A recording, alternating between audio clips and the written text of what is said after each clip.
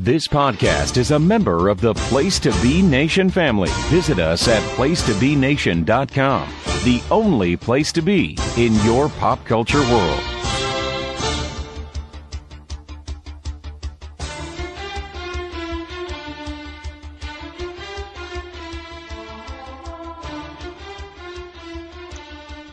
Hey everybody, welcome to This Week in the NFL on Place to Be Nation Sports Network 2.0.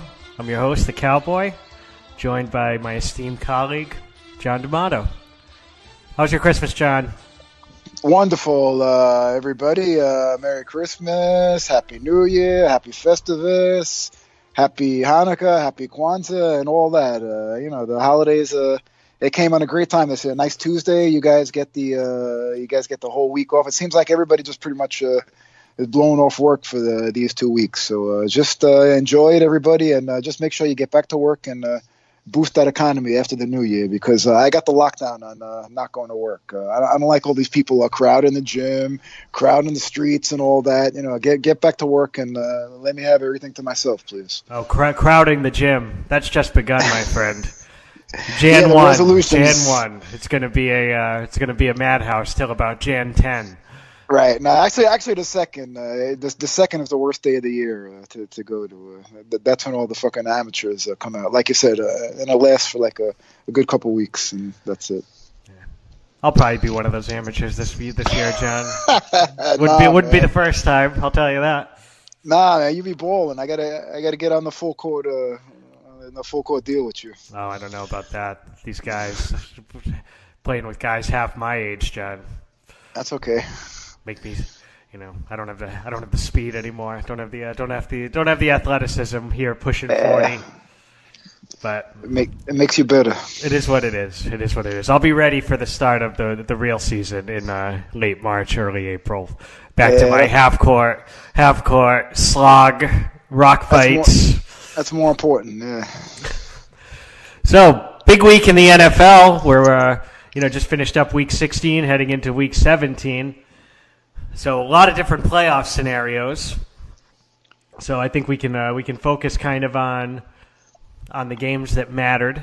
So, game of the day, Week 16, in big playoff implications. Big Dick Nick Foles, bringing the Eagles from the ashes. Throws for 471 yards. Beats the Texans. Texans played good in this game. Deshaun Watson played great, but just couldn't get it done at the end. And the Eagles have life. We buried them 4 weeks ago, but they have life. What are your thoughts? Well, I kind of disagree on the Texans played good. It's in the fourth quarter. Their defense was gassed, and defensively they did not play well. They did not play well defensively. And please, looking ahead to a future playoff, it's too bad. Hopefully, Gronk will get back to 100%, because the safeties. Did anybody get near Zach Ertz? Please, Zach Ertz is great. He's been going bananas all year, but it seemed like the safeties, or whoever was responsible there was nobody near Zach Ertz all game. Yep, they were also on Senior's payroll. And if Senior, if you're listening, you'll know what that means. But the whole Texans defense was on Senior's payroll, along with Todd. Oh yeah, yep. Yes, he did. Oh my God. He did. Yeah. Along with Todd Gurley's knee. Todd Gurley's knee. Texans defense. Senior bottom off. Yeah, that's not a good look for the Titans. We've been back and forth on them. We shit on them early in the year when they were 0-3, and then we called their winning streak, the worst winning streak of all time. But towards the end, we started giving them their props. But now here they are. They had home field, first round bye, right in their laps, and they couldn't take advantage on the road. They needed a big road win, and they left the door open for a certain team that is near and dear to your heart, as usual. Like I mentioned it last week, I said there really wasn't time to panic, even though you guys suffered a couple rough losses. That Miami loss was brutal, and the Steelers loss was right there. But all in all, at the end of the day, it looks like you guys will be enjoying that first round bye as usual. Yes, most likely. Big bit that was a big game for the Patriots. The Patriots took care of business at home, of course, against Buffalo. And if they can take care of business at home again against the Jets this week, they are locked into the number 2 seed. They still have mathematical possibilities for the 1, but it's not happening. They need to win, and then the Chiefs and Chargers both need to lose, which most likely isn't going to happen. So the way the Patriots have played this year, as many home games as possible, because they have not exactly been road warriors. And let's hope Gronk's got a little left in the tank for the playoffs. How did your offense look besides Julian Edelman and their running backs? How did the other receivers look? What were their stats like? There was, it was a run-heavy game plan. Very, very much a run-heavy game plan. Edelman's touchdown was pretty lucky. Honestly, got tackled but never went down and then scored. They're missing my boy Josh, as would be expected. How many receptions did, besides the running backs and Edelman? How many did the other contribute? I don't have it right in front of me, John, but it's it was a big zero. I'm sorry. I have it right in front of me. Zero. There's the answer. That means no tight ends and no wide receivers other than Edelman caught a pass. Chris Hogan, he's a playoff guy, so. Yeah, he's a Super Bowl guy. I don't think you can be playing the Falcons though this year. If you get there, you'll probably have a real defense to worry about. So it's a good point.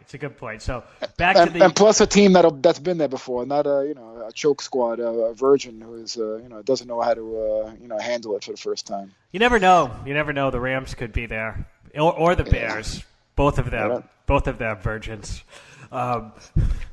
It's. The way teams have played, I think we said this last week, the way some of the top teams have played recently, the playoffs really are more wide open than I think they have been in a long time. That's not to say that it could still end up being the 2 number 1 seeds in the Super Bowl, but if there's ever a year where you're going to think about picking a 5 or a 6 to make one of those runs, this could be the year, because every one of the top seeds has kind of distinct fatal flaws, which we'll dive into during the Super Bowl preview. I'm sorry, during the playoff preview. But getting back to the Texans and the Eagles. So the Eagles, the Texans are in. It's just a matter of seeding. Essentially, they're probably locked into the 3 seed. If they beat the Jags on Sunday, they're the 3, most likely. If they lose, I'd be worried if I was them, because the Jags announced Blake the Snake is coming back in the starting lineup. I'd be worried if I was the Texans. Unless they're going to go play the game in London, I don't think they're too worried. Guy's terrible in the continental United States. Blake the Snake. Basically, if the Texans were to lose to the Jaguars, which is very, very unlikely, despite Blake the Snake. It's a new nickname, Blake the Snake, coming back. If they lose, they're most likely gonna fall into the 6th seed, because they will lose the AFC South to either the Colts or the Titans, whoever wins that game. The Eagles need some help, but it's a testament to Mr. Foles that they have any life at all.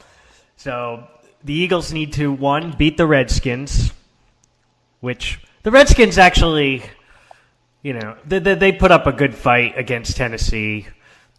It was a 9-point game, but that was Malcolm Butler being a glory hog, scoring on a 50-yard interception return with no time on the clock when his team was ahead. But that was a nip and tuck game. They played good, defensively at least. So the Eagles should take care of business and beat them. And then, very interesting, very, very interesting. The Eagles need the Bears to beat the Vikings. The Bears are, for all intents and purposes, locked into the 3. So the only way they can get the 2 is if the Rams were to somehow lose to the 49ers, which, again, most likely is not going to happen. Both games are at 4:25, so I guess the Bears play their starters until they see that the Rams are ahead by by a good amount. But a lot of talk out there that the Bears may rest. I kind of feel like they may want to stick it to their division rival. They're a better team. I mean, if they go all out to win the game, I think they will win the game. But what are your thoughts there, John? Well, fortunately, the Vikings are at home, where they're a different team. They're formidable at home and atrocious on the road. But sometimes these things you can't call it. They go a weird way. If you recall, it's a couple of years ago, the Giants and the Redskins. The Giants were already in, had nowhere to go to move, and they played and they knocked the Redskins out and they were on the road, and they had absolutely nothing to play for. And the Redskins had everything to play for to get that last a wild card spot, and the Giants knocked them out. So it was a similar situation, division rival. And but if you're Chicago, you actually want to play. You would rather play Minnesota at home than the Eagles, right? Right. Wouldn't you say? But that always backfires when you lose on purpose. When you try to maneuver, yeah. So that definitely, especially a Nagy, a first-year coach, I think he wants to have a winning atmosphere. So they're going to play hard, but human nature will take effect if they look on the scoreboard and they see the Rams with a 30 burger and San Francisco 9, and that's only human nature will take effect. And but straight up, I would go with Minnesota at home anyway. They're playing a little better since they fired the OC. They're following Zimmer's edict to keep the ball more on the ground, get Cook and Murray more involved with win the ground game, because DeFilippo was just having Cousins fling it 40, 50 times. And if you do that, because out of those 40, 50 passes, a couple of them are going to go in the wrong team's hands. So they kind of simplified the offense, kept a little more ground and pound, a little more smash mouth, which is Zimmer, a defensive guy's philosophy. And I would pick them at home either way, Minnesota in this. Interesting. So I think the Bears are going to knock them out. The Vikings have kind of underachieved all year. I know they are playing better. They didn't play super great against the Lions. I mean, the score, they kind of turned it on later, but I mean, they were stuck in neutral for a good part of that game. Going back to that, they played a horrendous first half versus the Lions, and right before halftime they got a break because it looked like the clock had ran out, and on a Rudolph catch over the middle, and it looked like the clock ran out, and the referees gave them an extra second, and they did have a timeout, and they miraculously put a second on there, and of course a Hail Mary. And Detroit, no matter who the coach is or the defensive coordinator, they seem to have an aversion to playing defense on the Hail Marys, whether it's Aaron Rodgers or even Cousins. And did you see the defenders, how they defended that? They didn't even move. They just sat there and watched. And Rudolph was the tallest guy. They just sat there and watched, and the ball went right into Rudolph's hands. It was just atrocious defense. Once again, just following their coach's discipline. Well, life imitating art. Rudolph is going to have a good Christmas weekend. Laid that up there for you. I mean, he was he shined bright. Yes, he did. He shined bright. He has been non-existent all year. So, I mean, the reindeer, the cartoon reindeer, was probably only had probably one touchdown or two less than Kyle. But great play, got them going, and they get the win. That's what they needed to do. They went in there, they took care of business. Detroit's a dumpster fire.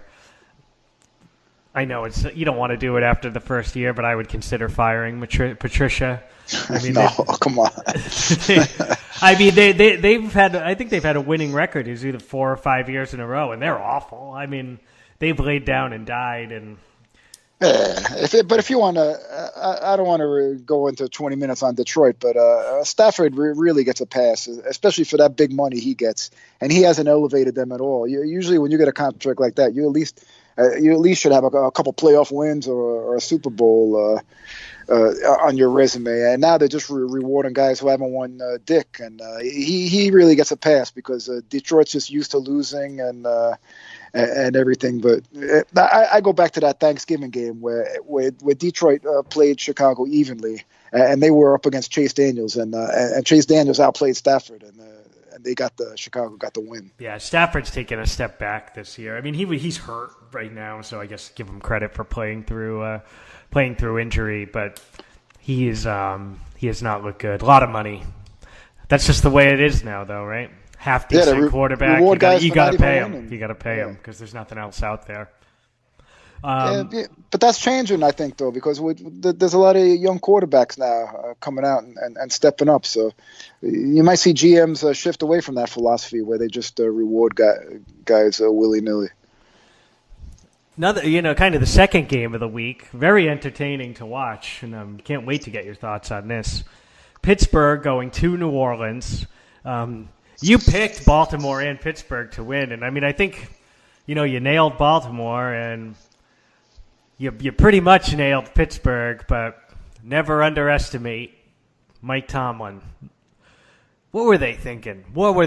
Pittsburgh with a fake punt, a fake punt to give New Orleans a short field to come down and win the game. And then the guy Roosevelt Nix didn't get the first down and did this big celebration. Like I don't know if he's blind. He was like a full yard short. That really sums up kind of the Steelers for me this year, is this idiot doing the mic drop celebration when he didn't get the fucking first down while the other team's offense is coming on the field. But I mean, it's a shame because Pittsburgh's loaded. I mean, as far as talent-wise, if they could get in, they've got just as good a chance as anybody because of, that offense is extremely good, but it's just like they just can't get out of their own freaking way. I mean, that was ugly. They had that game. They should have won that game. They gave that game away. And Juju fumbled at the end. Juju playing through injury. We love Juju here, but it's a bad time to fumble in field goal range. They needed to play a perfect game, and they did for about a little over 3 quarters. And then all of a sudden it was first of all, I'm surprised you didn't mention, your boy Ridley fumbled. No big surprise there, John. Yeah, that was the reason. I mean, he's had a reputation. That's why he's bounced from 6 teams, and of course you don't make it on the Patriots too long if you cough the ball up. And he hardly they hardly gave the ball the same. It was one time they had been dropped back 15 straight times. To be fair, he did pick them apart. I mean, he was playing. Antonio Brown was incredible.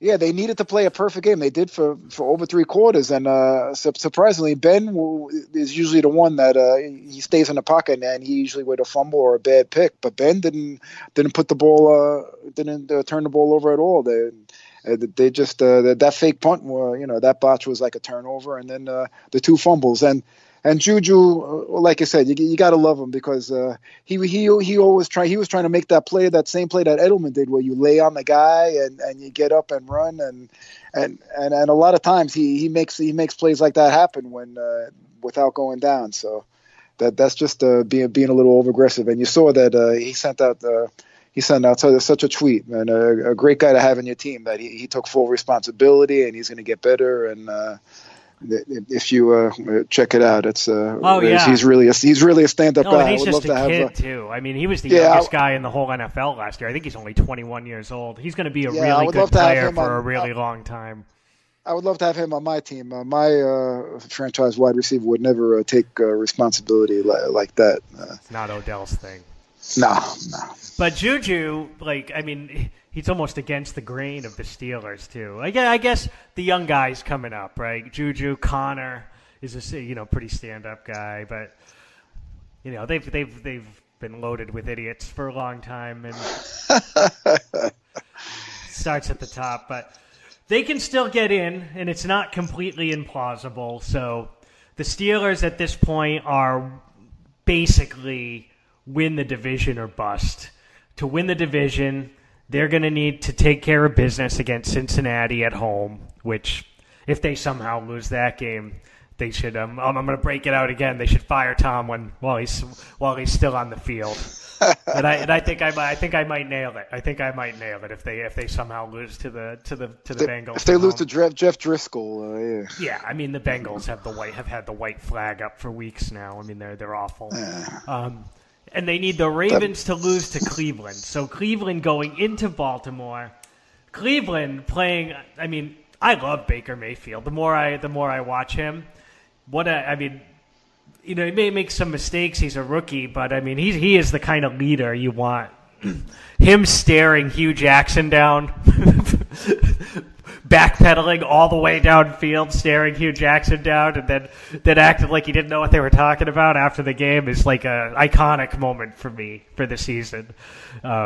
But I mean, the Cleveland to me is like a playoff team. Like if they would have just gotten rid of Hugh Jackson, before, a few weeks before they did, he cost them at least 2 games early in the season, and they're a good team.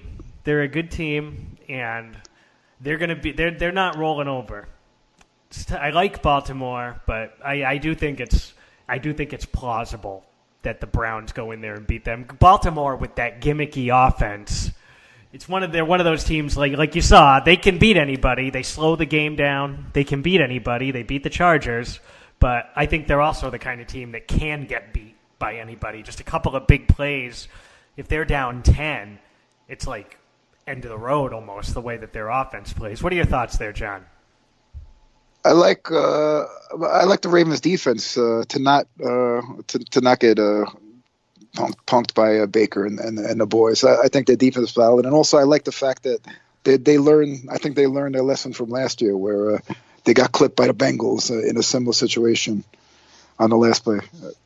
Tyler Boyd.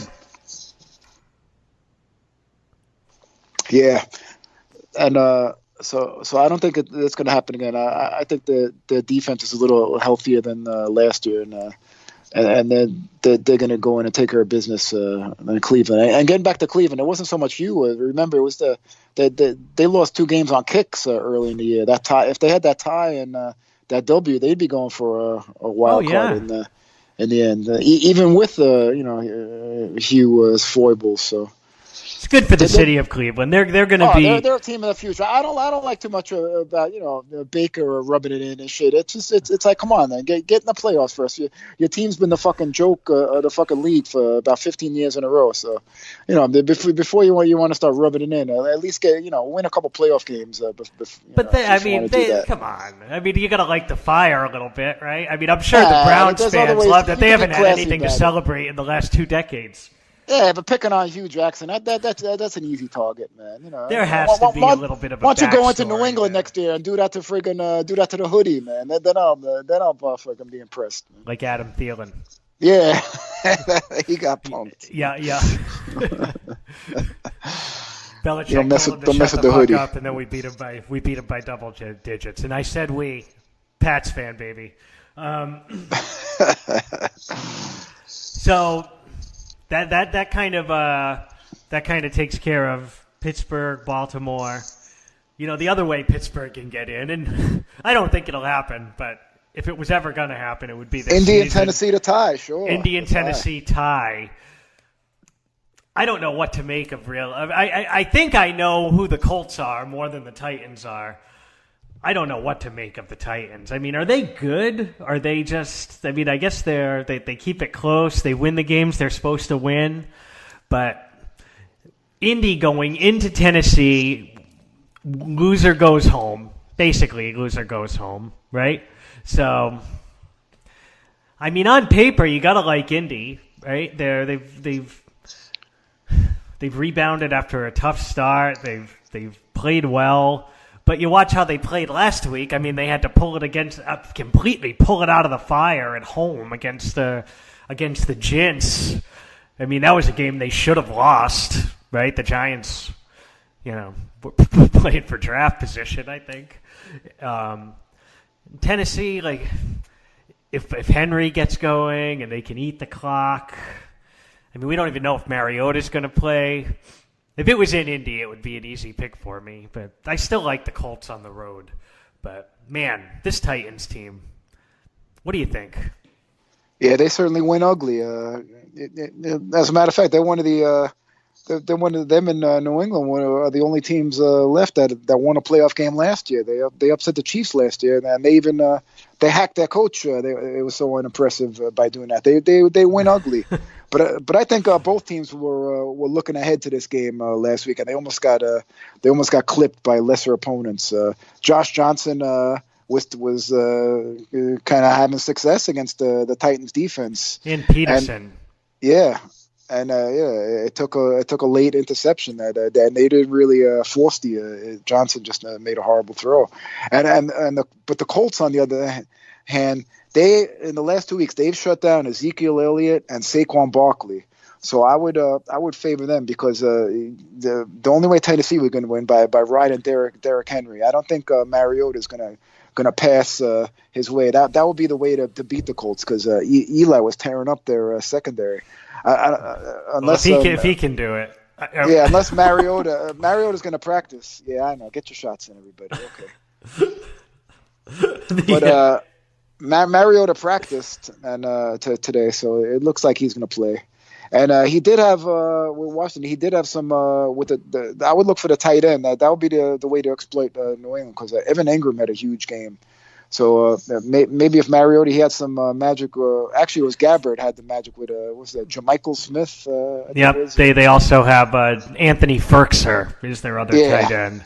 That would be a way to exploit the Colts, but I don't think it's not going to be Derrick Henry on the ground because their running defense is stout. So I'm definitely favoring the Colts. And plus, Luck has beaten Tennessee 10 times in a row.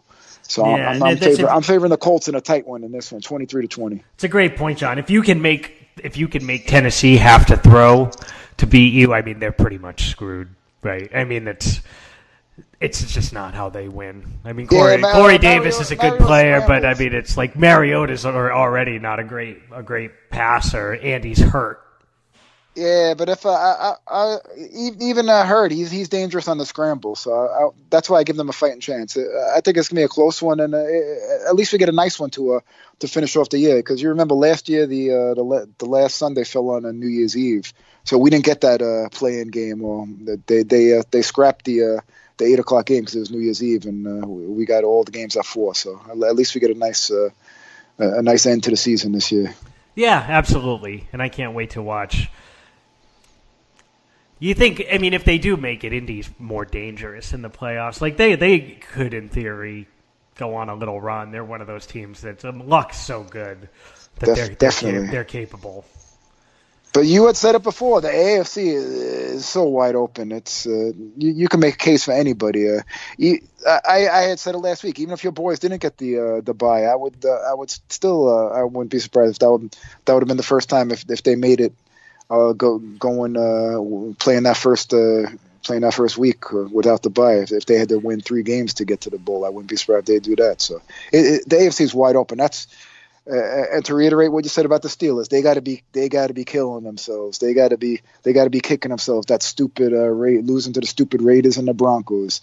As a matter of fact, they lost to the whole AFC West. They blew the Chiefs. They blew the Chargers game too. They got to be kicking themselves because the Steelers would be with that offense with those two wide receivers. If you took a poll of all the GMs, I'm sure a few of them would have Brown and Juju 1 and 2 as far as best wide receivers in the league. Like when you got an offense like that, and especially with the how weak the AFC is, they missed the golden opportunity. Right, and especially with the way they match up against the Pats. Should they play the Pats? I mean, they beat them this time, and they almost anybody with the Chiefs defense. Come on, man, they would be.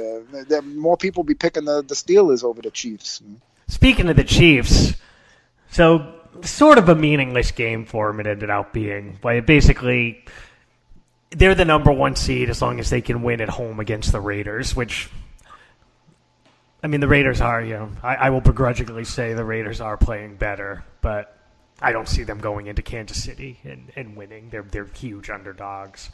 But the Chiefs' defense, you said it, John. The Chiefs in Seattle, Sunday night, Seattle wins 38-31. This is not a high-octane Seattle offense at all, right? I mean, they're a good team. They run the ball. They have a good defense. but they don't win a lot of games 38-31. It's not how they win. The Chiefs' defense is just, is a sieve, is an absolute sieve.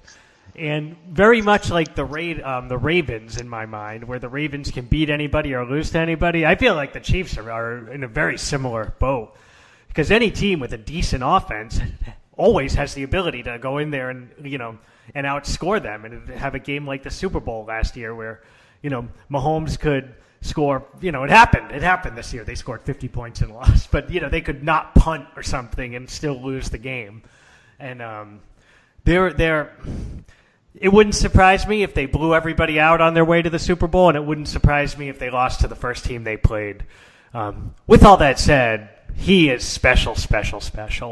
He's going to be really good for a long time, and we're lucky to have him because they are an exciting, fun team to watch because of him, and even without some of the pieces that are injured or kicked off the team for hitting a girl, that offense is still humming.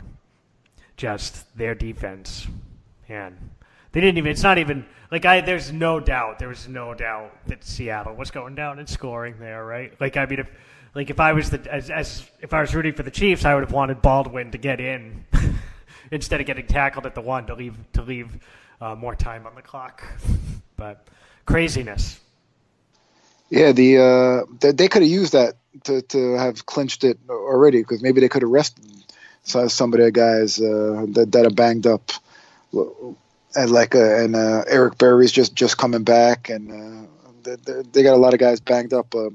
They're hoping to get Sammy Watkins back, and they probably could have used another. They'll get a week of rest with the bye, but yeah, they just can't stop anybody now, and it seems like Mahomes is under pressure. If Mahomes if he doesn't score every time. If he turns the ball over once or they have to punt once, that's it, man. Their defense can't stop anybody. They're really going to be one of the weakest number one seeds that we've seen in a while, man. And I wouldn't be surprised if the Raiders came in and gave them a game, man. They got nothing to play for. And they have a genius an offensive genius as a coach that makes. It makes miracles happen. They are playing better. They actually played good on Monday night. Well, Denver, Vance Joseph should have gotten fired on the field. Denver just has completely quit on the season. Yeah, he's dead man walking. It was a brutal performance. But Oakland has played better. Carr is not turning the ball over. They've established a bit of a running game with Doug Martin. Their defense isn't any good, but. Yeah, but that was a sentimental game because that's probably the last game in Oakland. Right. So they were fired up. They had that behind. They gave the Chiefs a game a few weeks ago, right? It wasn't. Yeah, it they wasn't beat a the blowout. Steelers. They're playing the second half. They haven't been embarrassing. And now they got Peterman. So speaking of embarrassing, future's looking up. Future's looking up. So what we're looking at in the AFC is most likely scenario is you have. KC is the 1, New England as the 2, Houston as the 3, Baltimore as the 4, San Diego as the 5, and then the Colts or the Titans as the 6. That's the most likely scenario. So you're going to have either the Colts or the Titans most likely going to Houston, which is very interesting, right? And, given how well those teams know each other. And then you're going to have the Chargers going to Baltimore, which they can't feel too confident if that's how it plays out. And I don't know. The Chargers might even be better on the road. The Chargers might even be better on the road. I know. They just lost to them at home, right? So it's. Yeah, but that game was close, man. That game was close. I got to give the Chargers. I'm pretty down on them, especially in a big game. But they beat Kansas City in Kansas City. They beat Pittsburgh in Pittsburgh. That's a tough ask to ask them, and to beat the Ravens. They barely squeaked by in those Kansas City and Pittsburgh games. So the law of averages just caught up to them. They were driving towards the score, and Gates's knee was about a contact away from the ground, and and they punched the ball out, and they got a turnover at the end. Otherwise, that could have went a different way. Oh, of course. And I mean, the Ravens really played well in that game. I thought. Yeah, their defense is Super Bowl looking. I don't want to play my hand because I'll probably mush them. They'll probably lose to Cleveland, be out of the playoffs altogether. But I think you know where I'm going to go for a revised Super Bowl pick. Jacksonville my preseason pick didn't quite pan out, so my revised pick, you know who I'm leaning towards. So that means, guys, go to the bank and put your money on Cleveland this week. So, I think we kind of covered all the games, right? I mean, all the games that have any meaning. You got anything else you want to talk about? Oh yeah, did you see? Getting back to your Raiders, it never stops. You saw that they were going to interview Jerry Reese for the GM position, and he said no thanks because it's obvious that all the major decisions go through Gruden. That a GM position that has to answer to a coach is a fucking joke. So it's a good no point. Thank. They should honestly just make Gruden the GM. I mean, he said no thank you. He passed on in the interview. You see, the Packers are interested in Jim Caldwell. Did you read that? No, Roger. I hate to say it, but that's the farce. That's the farce of the Rooney Rule.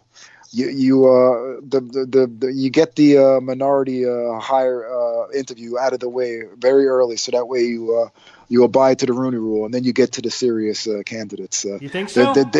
Oh yeah, it's a farce. I hate to. Hopefully, this doesn't come off as offensive, but it happens all the time where they just get that out of the way just so they could say they're covered and they got the minority in, and then they could get on to serious candidates. It goes back to when. Do you remember when Dallas was going to hire Bill Parcells, and before they did, they had to do the farce of having Dennis Green, God R.I.P., God bless his soul, but they brought Dennis Green in like the day before just for some bullshit interview saying, listen, Dennis, enjoy some shrimp cocktail here. You're never getting this job, and there's no chance in hell you're getting this job because we got Parcells on the line. So they had to go through that farce. And you see it a lot of teams. It's just that's why the Rooney Rule is a little it's a little disrespectful sometimes in that case. Yeah, and I mean, I guess if there's one guy in the world who's probably not going to blow them away in the interview, it's Jim Caldwell, right? Yeah, but you seen that Rodgers and some of the guys on the defense, they want Philbin to stay. I think that would be a mistake if they. Sometimes probably because he's a nice guy or whatever. That sometimes if you get a coach that's a little too player friendly, that's not a good look either. I don't see Philbin. Come on, we in the AFC East, we know 8-8 Joe very well, If that, I mean, geez, man, yeah, that's. But supposedly Rodgers is high on him, so we'll see. We'll see where that goes. Unbelievable. Well, that could be similar to a Gruden, right? Maybe nobody, after the way McCarthy got axed and having the division with Rodgers, maybe nobody wants that job either. Yeah, I would. And also, it looks like Arizona is going to can Wilkes, so one and done. Joseph is gone. Yep. And McCarthy might resurface somewhere like Arizona somewhere. Yeah. I mean, I think he'll get. I mean, I think if he wants to coach next year, he'll find a job for sure. I saw the Seahawks re-upped Pete Carroll. Good move. He's the oldest coach in the league, man. And then the rumors here in New England is that there's going to be a mass exodus after this season. Josh is finally going to take a job. Yeah, and I mean, I guess people still want him even after what he did to Indy. Oh yeah, sure. And I don't know if you read Le'Veon Bell. Le'Veon Bell's pushing for Indy. He wants to go to Indy. Yeah, it would be a good spot for him. I don't think they want him though. A lot of money. They have a couple of young, pretty good running backs. I don't think they want to pay him $17 million a year. You may see him in your division with the NYJ. With the Jets. That would make more sense. I mean, they got the most cap money, so might as well put it to use. If that's what he wants. If that's he says he wants to win. And I mean, the Jets are good enough, I guess. That. Yeah, plus you take advantage while you got your quarterback under the rookie contract. Right. And you could pay Le'Veon for the next few years, because then in a few years you have to give the Darnell obviously the 15 or 20 mil. So if I only have one game to watch at 1:00, believe it or not, great sleep. Jets, Pats. Believe it or not, it's New England, because there's still something on the line. That they're the only team playing for anything, right? Houston, right? Jacksonville, Houston. Yeah, though. Yeah, you could skip they loaded up everything at 4. All the big games. And we were talking about this off air, but for some reason it looks like Pittsburgh-Cincinnati is the national game as opposed to Cleveland-Baltimore, which should be a better game. So, yeah, that's ridiculous, because the Pittsburgh-Cincinnati is meaningless if Baltimore wipes up on Cleveland. So I don't quite understand that, but hopefully I'm sure with the red zone and everything, I'm not going to miss much. But yeah, I would rather see Baltimore and Cleveland. I want to see every play of that game. So you think the Giants should win this week, right? Dallas probably is going to sit everybody. Yeah, they're not going to be playing for anything. It's going to be a meaningless game, and but you should keep your eyes on that New Orleans game, though. There's a certain guy who's supposed to get a lot of playing time who might be a good fit over in New York. Bridgewater, yeah, he might want like 4 or 5 years, a lot of money, which he could get somewhere else. There's going to be a lot of teams. Miami's. I saw something where they're finally going to wake up and give up on time. I saw pretty much Miami, a GM, coach, quarterback. It's going to be a whole. Gone. So Miami's going to need a quarterback. Washington, Doug Williams was at the bowl game today, scouting. There's a Duke quarterback that might come out. That's very impressive, named Jones. That Doug Williams was scouting for the Redskins. So. Yeah, Herbert is not coming out. Herbert. Nah, yeah. So this kid Jones might step up, and got Haskins, Ohio State. So it's gonna be interesting. Also, there's gonna be somebody that nobody heard of, that we're not talking about now. That's gonna shoot up between now. That's why it's ridiculous to get excited about the draft right now, because the top 10 right now isn't going to be around draft time. There's going to be some guys that are going to be emerging that we haven't heard about or discussed much. That's true. Well, it's going to be a real interesting week. We're going a little under an hour this week because there's really not that much to talk about. There's only a few games that mean anything, but I would venture to guess we're going to be over an hour next week, John, as we in-depth preview of the playoffs. Yes, let's get in all 4 games. We can look at the whole tournament, John. Come on. The guy's all over me. My co-host, he's all over me. Yeah. We're in-depth preview of the playoffs, and if you're game, we can do our end-of-season awards as well. Sure, and we'll see if I hate to keep saying Black Monday, but that's what they call it. I mean, we'll see who doesn't survive Black Monday. I'm sorry. Once again, if anybody's offended, I apologize, but it's terrible to say it, because who's going to get fired? Bowles, Joseph, Wilk, Marvin Lewis. So. I'm sorry, but they may have to rename Black Monday because of that. People are going to get offended. Yeah, that's not what it means, John. Come on. I know. I'm sorry. The old curmudgeon. Christ. All right, on that note. Happy New Year. So, in all seriousness, I hope our fans all enjoy New Year. Stay safe. Don't drink and drive. I'll be sober. Anyone within a 100-mile radius, just Facebook message me. I'll come pick you up. It's no problem. But it's been a hell of a 2018. I'm moving on to my 40th year on the planet here, 2019, and gonna keep it going, buddy. Gonna stay strong. We're gonna have to readjust. It's good. We're gonna go from this week in the NFL to this week in sports after the Super Bowl. So look forward to that in 2019. Because you need us in your life. That if I have to watch any more Knick games, I'm not going to make it through 2019. I'm going to be putting a couple bullets in my brain. Hey, Kevin Knox is playing well. Nah, I'm just kidding. I shouldn't make fun of suicide. I already made some terrible jokes. So I apologize, and I'll behave better in 2019. Everybody, right. God bless. For my co-host Jimmy the Greek. of the Cowboy, Happy New Year, everyone. God bless. Peace. And Happy New Year, everyone. Happy New Year. I would have kept going. I'm used to being ignored, so it's okay. I muted in order to cough, but apparently I hit the button twice because I think you heard me cough and then you heard nothing the fuck else. I stopped because I thought we went down. It's okay. I'm used to being ignored. It's all good. Another piss break game. Denver at Oakland Monday night. Doesn't get any worse than that. So that's a Christmas Eve by the fire. Christmas Eve by the dumpster fire.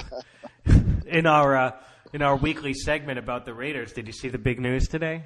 Yes, John Gruden is going to turn Nathan Peterman into his Rich Gannon.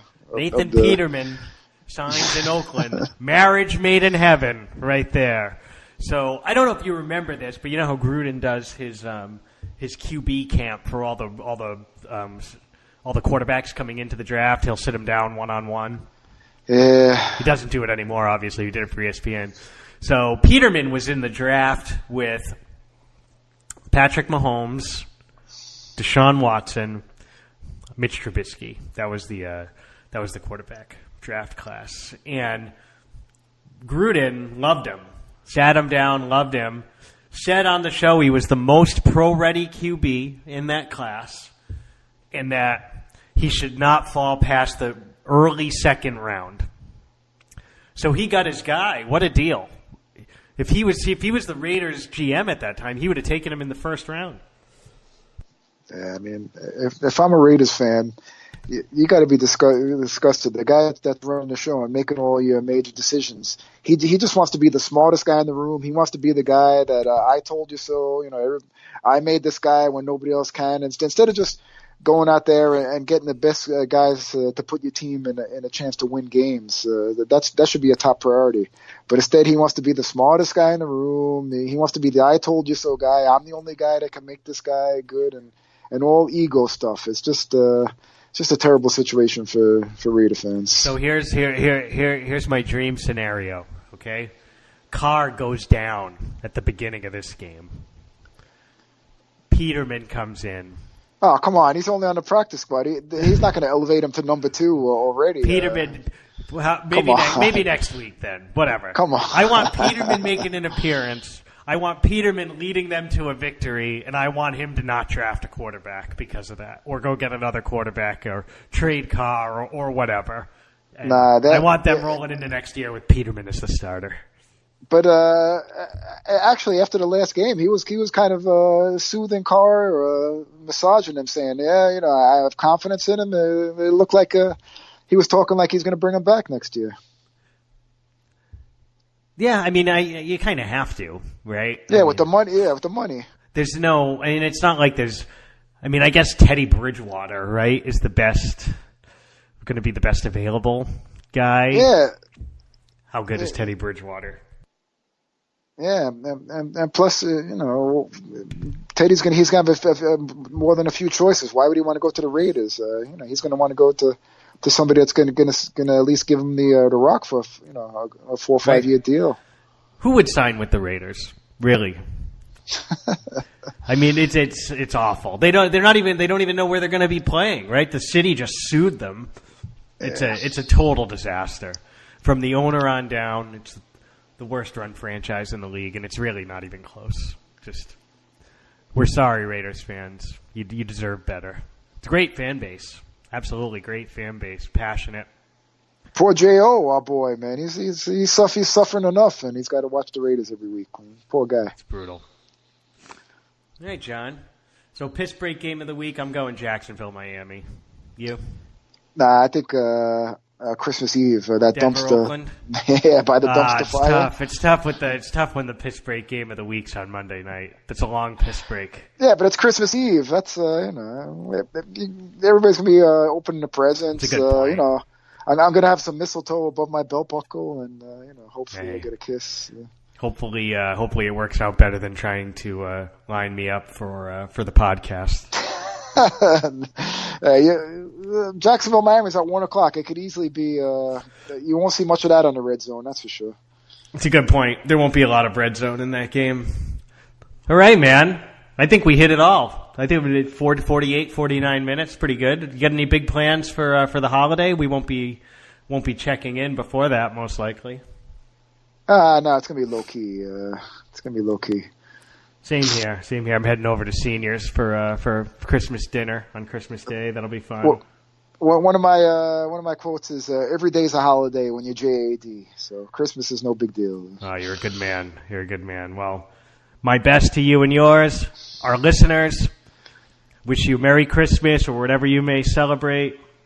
We love you guys, and we'll be back next week. Don't forget to check out John's Wednesday morning quarterback.